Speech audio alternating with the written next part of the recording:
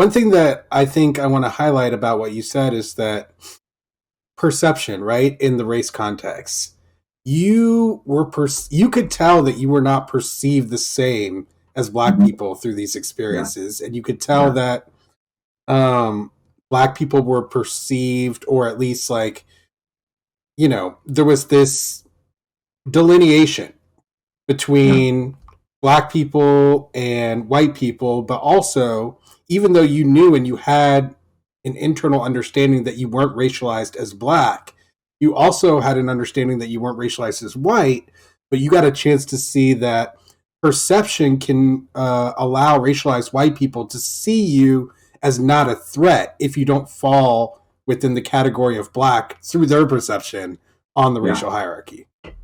yeah. No, exactly. And this is also this is pre 9/11 also. And so yeah, it was a big wake up call to me that that hierarchy existed, that I fell in somewhere along that hierarchy.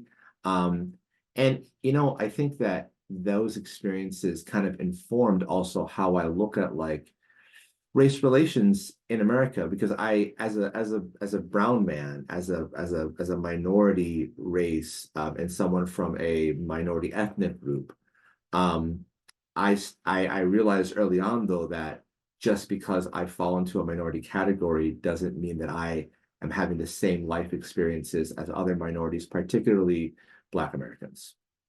So and then I think what's important, what in my kind of like the evolution of my consciousness of this racial hierarchy.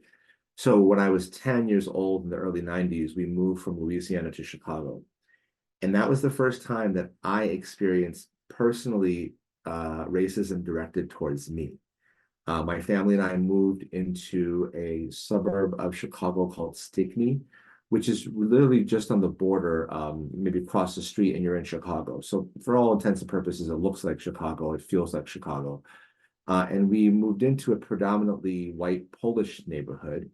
And turned out that the neighbors who lived next door to us, we were renting a home, were neo-Nazis. They called my brother and myself sand niggers. And it was the first time I didn't even know what that term meant. I had never heard it. Called us ragheads or towelheads. And those were terms that I hadn't ever heard before. And so within the first week of moving to Chicago as a 12-year-old child, I had never experienced racism before like that. I had witnessed things, but not that kind of like anger and hatred towards me or my family because of where I came from or my lineage.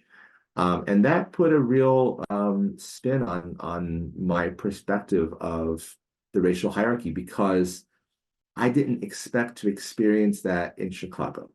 I assumed, being in living in Louisiana and witnessing racism predominantly from white people towards black people, that that was a thing open in the South, open in Louisiana. And then within the first week, I was proven wrong. And I think so that also showed me that um, number one, there are perhaps not myths, but there are perceptions of reality that are not always accurate about the hierarchy of race, the racial hierarchies and where they're located. And I was living in the South, and in my mind, the South was a kind of a place where that happened more openly. And then I moved to Chicago and this happened. And I was shocked, and it really challenged my perception of the racial hierarchies, and it began to change as soon as I moved to Chicago. The one thing that I think about when I hear that story is that you had this experience, and yeah, it was sobering, but for you, what it meant was that you needed to change your perception or your beliefs about the racial hierarchy.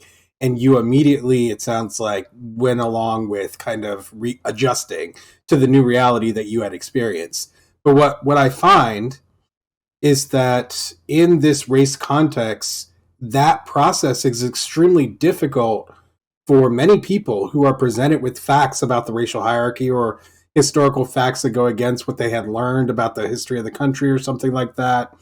Do you think that it was your personal experience, the fact that it was directed at you, at your family, that allowed you to change? Or do you think that you would have changed even if you observed it from afar?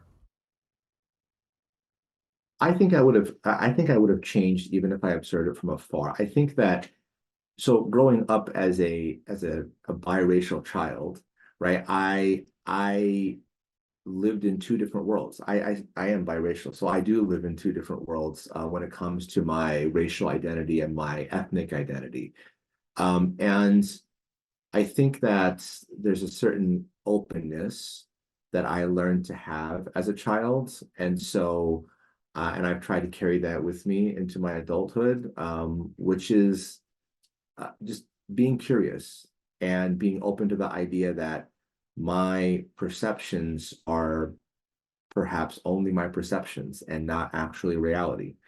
And so I think that had I observed that, I mean, I observed that student in the class and his interaction with the white teacher. I heard the story from my father, and all of that began to change my perspective. So I think had I witnessed it um, and not experienced it myself when I came to Chicago, I think it still would have it had the same effect on me.